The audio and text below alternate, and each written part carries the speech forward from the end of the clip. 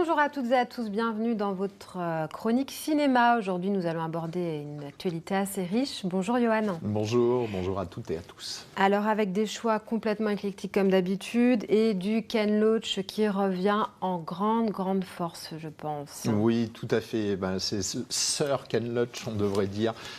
83 ans. Oui, et une figure incontournable. 26 films au compteur, et encore, j'en ai peut-être oublié, et pas les moindres. Double Palme d'Or, Le vent se lève, et puis pour son dernier, moi, Daniel Blake, vraiment des palmes d'or qui n'ont pas été volées. Là, c'est aussi un grand film qui était encore une fois présenté à Cannes, qui n'a pas eu de prix. Mais c'est pas bien grave, ça note en rien les nombreuses qualités du film et notamment son interprétation. Cette fois-ci, Ken Loach avec son scénariste Paul Laverty, qui est aussi un scénariste absolument extraordinaire, eh bien, ils se sont intéressés un peu à l'ubérisation de notre société. Mais à la base, le scénariste, en fait, avait surtout envie de parler d'une famille, de 4 personnes qui vivent sous le même toit sans quasiment jamais se voir. Et effectivement, c'est de plus en plus le cas dans nos sociétés contemporaines. Et donc, de fil en aiguille, il a bâti son récit donc autour de ces 4 personnages portés par le père de famille, Ricky, qui avec sa femme Abby, qui est aide à domicile, vit un peu plus mal depuis la crise de 2008. Il a enchaîné dans sa vie beaucoup de boulot, il sait à peu près tout faire, de la plomberie, du bâtiment, il a fait aussi des espaces verts. Et là, il se retrouve à un tournant et avec sa femme, il se dit que c'est peut-être le moment aussi de profiter ou d'essayer de profiter de l'ère numérique. Et donc, il va décider à franchir le pas. Et comme c'est vraiment quelqu'un qui a beaucoup de courage, beaucoup de qualité et de ténacité, il se dit que plutôt que d'être soumis aux desiderata de patrons avec qui il avait parfois du mal à s'entendre, eh bien de devenir son propre patron et donc de devenir livreur, chauffeur, un peu auto-entrepreneur, comme évidemment une situation qu'on connaît de plus en plus en Grande-Bretagne, mais ailleurs en Europe et dans le monde. Et bien entendu, malgré toutes les qualités humaines d'acharnement de cet homme, eh bien, ça va être très très compliqué. Déjà, sa femme va être obligée pour financer, puisqu'ils vont être obligés d'acheter le camion dont il est propriétaire. Donc, elle va être obligée de vendre sa voiture et ça va entraîner beaucoup de conséquences aussi pour son poste d'aide à domicile. C'est elle aussi quelqu'un, c'est vraiment quand même une famille en plus. C'est les qualités remarquables d'écriture et d'inventivité de Paul Laverty et la mise en scène de Ken Loach. C'est une famille qui, à la base, est extrêmement tendre, unie. Cette femme, Abby, est une aide à domicile qui a beaucoup d'altruisme et elle a des relations très très fortes avec les personnes âgées dont elle s'occupe.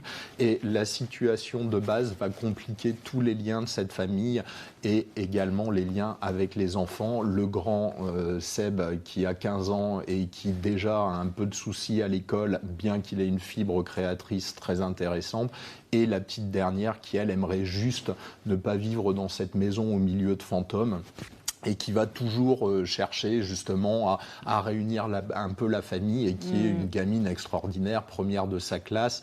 Et on sent, en tout cas, il y a beaucoup d'espoir dans les parents pour qu'elle représente un avenir auquel eux n'ont pas eu le droit. Mais la démonstration fait que de fil en aiguille, eh bien, par la situation imposée par le travail, encore une fois, moi, Daniel Blake, c'était vraiment une plongée dans le monde des prestations sociales avec tout ce que ça pouvait avoir de terrible et de ravageur au niveau de l'humain. Eh bien là, on fait une plongée dans le monde du travail qui n'est pas plus reluisante, bien au contraire. Vous parlez de la réalisation, du scénario, de la plume, il y a peut-être aussi les acteurs, le casting est très très bien choisi. Ils sont tous les 4 absolument fabuleux. Ce sont pour la plupart des acteurs professionnels, mais d'un certain âge et qui viennent juste de devenir acteur. Je pense notamment à Chris Hitchens, qui est donc le rôle de Ricky, qui est le personnage principal du père de famille, qui lui aussi a été plombier pendant 20 ans et a franchi le pas, et essaye d'être acteur depuis ses 40 ans. C'est son premier grand rôle. Et alors vraiment, tout comme Abby, qui, même chose, a un peu le même parcours, on souhaite vraiment de les retrouver dans d'autres films. tellement ils incarnent leurs personnages, ils ont un charisme incroyable, c'est vraiment des personnages et des acteurs qui restent en tête bien longtemps après avoir vu le film, même si évidemment ils sont au service d'une histoire tout simplement parfaite. Et bien sûr, et c'est aussi à noter, une méthode de travail de Ken Loach qui est absolument incroyable, c'est-à-dire que au niveau de ces acteurs, donc les autres chauffeurs-livreurs qui interviennent dans le film, parce que cette partie-là est très documentée évidemment, avant de se lancer dans une histoire, il sait de quoi il va parler et il sait comment le montrer. Donc ce sont quasiment tous des chauffeurs-livreurs dans la vraie vie. Donc on a vraiment ce souffle de vérité qui irrigue le film. Et en plus, pour vraiment avoir une évolution des personnages et la façon de travailler avec ces acteurs est particulière parce qu'ils tournent toujours de façon chronologique, donc de la première à la dernière scène. Il n'y a pas de coupe, il n'y a pas de retour en arrière, rien. Et les acteurs n'ont pas tout le scénario. C'est-à-dire que c'est la même chose, ils avancent de scène en scène, il y a des répétitions où il insiste pour que les liens justement familiaux semblent réels et profonds, mais par contre, il laisse la surprise, y compris aux comédiens qui ne vont pas connaître en fait leur propre destinée dans le film. Très bien, on va regarder la bande-annonce. Avec grand plaisir. You name it, I've done it. Concreting, plumbing. Is that you too? I've done it all. There's always someone on your back, isn't there? Come on, we've got time to make up, let's go. I'd rather work on my own now and be my own boss. Let's just get a few things straight at the start, though, shall we? Hi, Rosie. Wake up. Dad will go mental if you miss school again. No, if you don't move, then you're going to get a ticket. Oh, Rosie. You feel me at laugh. You don't work for us, you work with us. So you're on a contract to get paid for the visits? They track every parcel, don't they? Even if you put one in the garden shed, they know where it lands. I know. There's a dog down there with massive teeth. I think it stuck a chunk out of my ass. This decides who lives and who dies. You said it's for Mr. Campbell. Robert, not. They don't get paid till they get delivered. Have you been on the train tracks and the roofs? Otherwise, you're just going to end up like... Well, I don't know. I never thought it'd be this difficult. This is another £100 fine and a sanction. It's my night with my family. It's a no, I'm not doing it. And I'm telling you now, nobody messes with my family. Thanks for the great day. Master of your own destiny, Ricky. You up for that? Yeah. Vindaloo. Gotta be hard to take this stuff, do you know what I mean? So, All right, then. luckily now.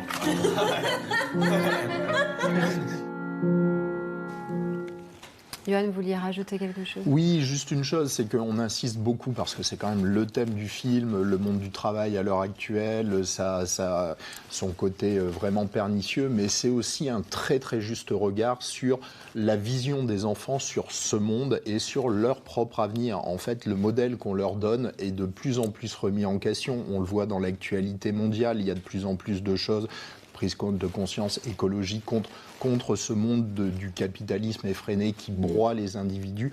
Et c'est vraiment un marqueur très très sensible et très beau dans le film. Il y a notamment une journée extraordinaire, certainement l'une des plus belles de la vie de la jeune fille, la jeune Lisa Jane, où en fait, pour passer un grand moment inoubliable avec son père, eh bien, elle va être obligée de l'accompagner toute une journée sur sa tournée et ça restera un souvenir inoubliable. Et vraiment, ça c'est encore une fois un thème très très touchant qui est bien amené par Ken Loach. Très bien, on va passer à un film très original. Chambre 212, le dernier film de Christophe Honoré. Voilà. Avec un beau casting également. Un beau casting, et alors là, on est franchement dans le registre de plus de la comédie, de l'artifice, de la mise en scène et de la mise en abîme. On sent un véritable amusement. Christophe Honoré, on le connaît maintenant, c'est aussi l'un de nos grands réalisateurs français. Je pense notamment aux Chansons d'amour. Récemment aussi, Plaire, aimer et courir vite. Voilà, à chaque fois je mélange un peu le titre, qui était de très très bonne. Avec Vincent Lacoste aussi. Déjà, là par contre vraiment, il s'est fait plaisir. Il s'offre une petite sucrerie. Il avait envie, en fait, c'est venu comme ça. Il se posait la question sur combien de cinéastes s'étaient intéressés aux conversations conjugales, en quelque sorte. Et puis finalement, il s'est dit qu'il avait sa place dans ce domaine-là et il nous propose avec effectivement Chambre 212 quelque chose d'assez incroyable. À la base, Maria, jouée très très bien par Chiara Mastroianni, qui d'ailleurs a eu le prix d'interprétation féminine dans la catégorie Un certain regard à Cannes cette année, prix ô combien mérité, qui en fait, suite à une incartade extra-conjugale, va se voir confrontée à son mari, interprété, alors là aussi de manière assez incroyable et décalée par un Benjamin Biolay, qu'on imagine toujours un peu dans le gendre idéal, le jeune premier, bon, même s'il a pris un peu d'âge, et qui là va se trouver dans le rôle du mari cocufié, et qui finalement ne va pas supporter, et donc sa femme décide d'aller dans l'hôtel d'en face, dans la chambre 212, pour faire un peu le point sur sa relation avec ce mari. Alors déjà, quand je dis que Christophe Honoré s'amuse, il s'amuse aussi avec l'air du temps, et ça fait beaucoup de bien parce qu'il bascule complètement les stéréotypes du genre. Donc là, première scène qui est à mourir de rire, il inverse les rôles puisque l'amant dans le placard, ce n'est pas un homme mais une femme. D'ailleurs, elle n'est pas dans un placard mais derrière des rideaux. Donc vraiment, le film commence à s'emballer dès le début. Et ce qui est très intéressant, c'est qu'il propose justement un portrait de femme moderne, bien dans sa sexualité. C'est elle qui effectivement accumule les amants. Et puis finalement, quand son mari l'apprend, elle a beaucoup plus de courage que la plupart des hommes, c'est-à-dire que pour elle, ce sont des activités sexuelles sympathiques, ni plus ni moins. Elle l'assume, elle veut juste faire le point, réfléchir un peu, et plus elle va s'isoler, plus elle va essayer de se retrouver seule pour réfléchir, plus elle va être envahie par différents protagonistes qui vont lui rendre visite, et notamment son mari Richard à l'âge de 25 ans, et également le premier amour de ce mari quand il était jeune. Et là, on bascule dans la fantaisie la plus complète, puisque ce sont des personnages qui apparaissent comme ça dans cette chambre d'hôtel. Tout est en décor. Alors, il y a aussi une mise en abîme, une mise en scène très théâtrale. Tout est en décor, rien n'est en décor naturel, alors que pourtant on reconnaît bien une certaine rue de Paris. Et il y a toutes sortes de très très belles images, notamment un plan en maquette avec les deux, le mari et la femme qui se parlent par-dessus la rue, qui est absolument extraordinaire. Beaucoup de trouvailles, beaucoup d'amusement, d'énergie, et puis, comme vous l'aviez dit dès le début, un cast. On a parlé de Chiara Mastroianni, de Benjamin Biolay, mais aussi Camille Cotin, qui est fabuleuse, partout, et Vincent Lacoste. Ouais, beaucoup de films pour elle en ce moment. Allez, on regarde la bande-annonce.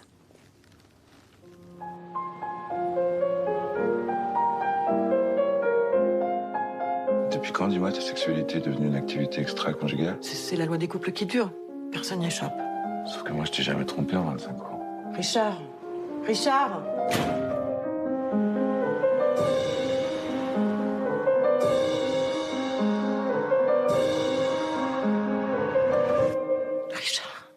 Autant te dire que je désapprouve totalement ton attitude. C'est dégueulasse ce que t'es en train de me faire.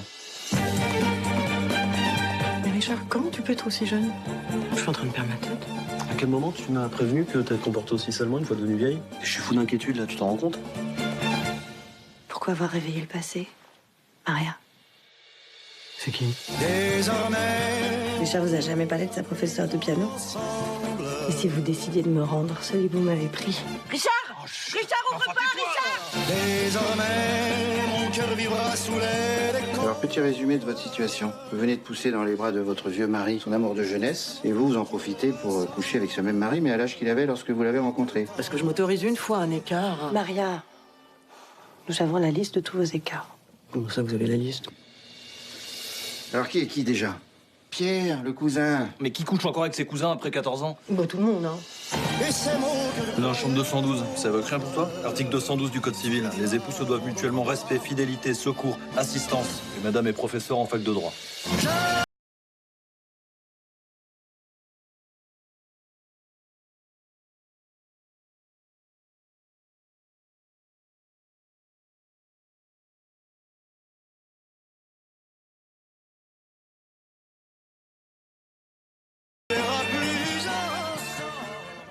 Allez, dans un autre style, on va passer à votre troisième choix, Fame. C'est tiré d'une histoire vraie, on a tous entendu parler de cette histoire. Tout à fait, et là c'est Pef qui s'y colle, donc lui on le connaissait plutôt dans le registre de la comédie, mais là vraiment comme beaucoup de monde évidemment, histoire vraie très forte, le sujet l'a touché, il a toujours été très touché par les problématiques de l'enfance, donc là on s'y retrouve complètement, et puis c'est quelqu'un aussi qui est caractérisé par, dans tout son travail, par beaucoup de tendresse, et là c'est encore une fois le cas. Donc eh bien, ce jeune Bangladais en fait, qui a quitté son pays parce que tout simplement il commençait à être trop connu justement dans le milieu des échecs, des compétitions, etc. Et on connaît toutes les tensions qui règnent dans ce pays. Eh bien, un jour, donc, à ce jeune âge, il est contraint de quitter le pays avec son père. Il laisse sa mère sur place et, en fait, il vient en France où l'un comme l'autre, évidemment, n'ont pas de point d'attache. Ils ne connaissent pas la langue, ils ne connaissent pas la culture. Et eh bien, la seule chose qui peut sauver et qui va sauver effectivement Fahim, ça va être les échecs. Lui a la chance de pouvoir aller à l'école. C'est évidemment un garçon brillant, intelligent. Malgré 4 ans où ils vont galérer et être réduits quasiment à l'état de SDF, eh bien, il va trouver un grand soutien, notamment chez un entraîneur d'échecs. Le personnage interprété par Gérard Depardieu, qui est vraiment dans un rôle qui lui convient parfaitement, accompagné d'Isabelle Nanty, qui est un peu l'employé fantasque de ce club d'échecs. Eh bien, ils vont prendre donc sous leurs ailes ce garçon qui, grâce à un titre de champion de France des moins de 12 ans, va réussir in extremis à stabiliser sa situation. Donc voilà, il est vrai qu'avec une si belle et si forte histoire, il est difficile de faire un film complètement loupé, et ce n'est pas le cas justement de ce film-là. Je l'ai déjà dit, Pef, c'était quand même un challenge pour lui parce que il y a une première partie du film qui expose assez bien ce à quoi l'enfant a été confronté là-bas, l'arrivée en France et évidemment des choses tout à fait truculentes. C'est très documenté puisqu'il y a eu un livre, Un roi clandestin, qui a été écrit notamment par le jeune Fahim, qui est donc évidemment un personnage réel, et également son entraîneur qui, dans la vraie vie, s'appelait Xavier Parmentier, car malheureusement ce personnage est décédé juste avant l'achèvement du film. Donc voilà, ça c'est un peu le regret. Mais en tout cas, beaucoup de matériaux vrais et documentaires, notamment une scène absolument incroyable avec un traducteur qui, dans les démarches administratives pour obtenir un droit d'asile, eh bien, va se révéler être un traître, tout simplement parce que lui est d'origine indienne et que donc, évidemment, entre l'Inde et le Bangladesh, les relations ne sont pas toujours florissantes. Donc vraiment de grands moments, amené aussi par la qualité et l'expérience de jeu, notamment d'une Isabelle Nanty ou encore d'un Gérard Depardieu. Très bien. Avant de regarder la bande-annonce, on va préciser que profitez des vacances pour aller au cinéma. N'hésitez pas à pousser les portes. Il y a de très, très belles choses à voir. Merci, Johan, pour toutes ces infos. Merci à vous. Et on se retrouve la semaine prochaine avec Hors Normes qu'on attend énormément. Voilà. Encore de longs discours en perspective et surtout un très beau film. Absolument. প্রথম ঘর খুঁজবো তখন আমাকে নিতে আসবো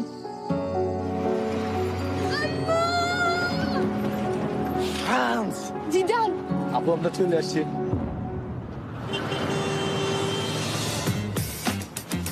S'insérer dans la société, est-ce que ça c'est dans votre programme, monsieur Mohamed?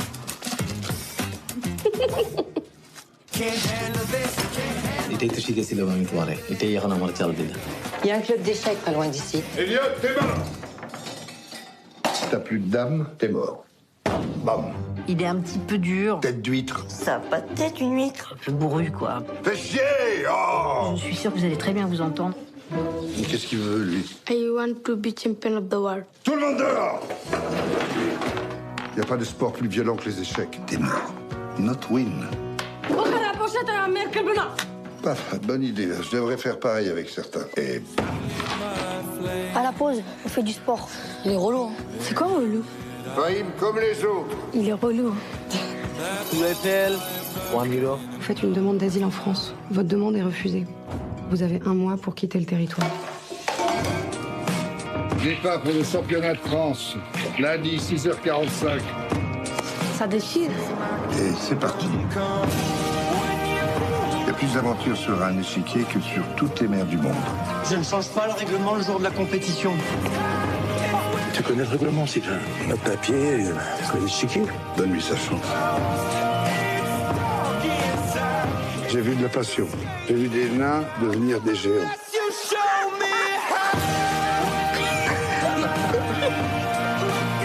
Je suis fier d'être votre professeur.